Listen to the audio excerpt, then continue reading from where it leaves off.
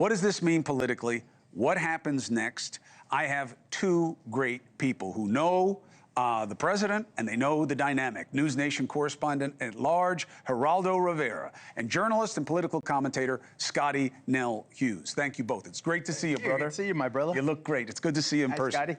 So, what do you think of what I said? What do you think about this? Well, I think that you certainly have clearly defined the stakes. They could not be higher. Here you have the President of the United States and the richest man on earth, the most powerful man and the richest man, clashing in a way that is disastrous. This is the most disastrous love affair since Romeo and Juliet.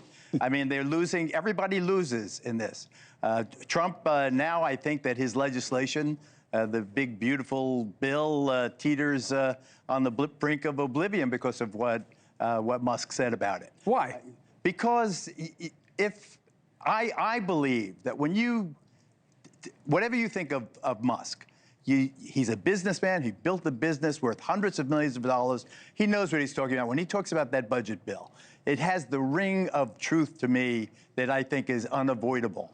That bill is pork, that it is just business as usual, that they're trying to slide it under the, no one read it. It's another one of those bait and switch kind of deals. So that's, so Trump really, his signature legislative achievement teeters on the brink of oblivion.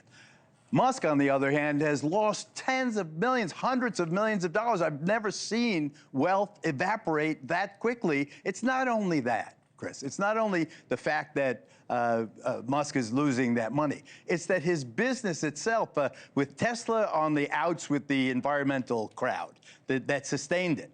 And Musk out with Trump in terms of the EV subsidies in that bill.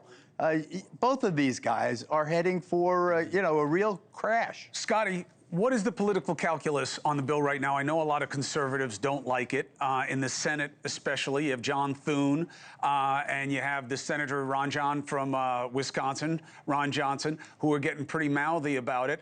But does Musk matter to them, or did he disqualify himself now by getting so personal?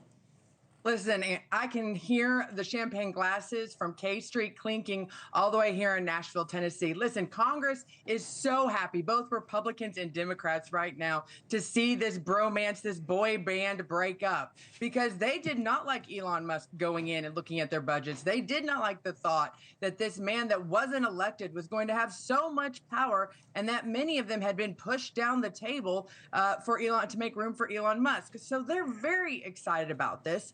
I think from this perspective, this might also be a part of the reason that might work in Donald Trump's favor in getting his big, beautiful bill passed, is Congress saying, you got rid of one of our biggest roadblocks that we haven't liked since the day you were sworn in. Mm.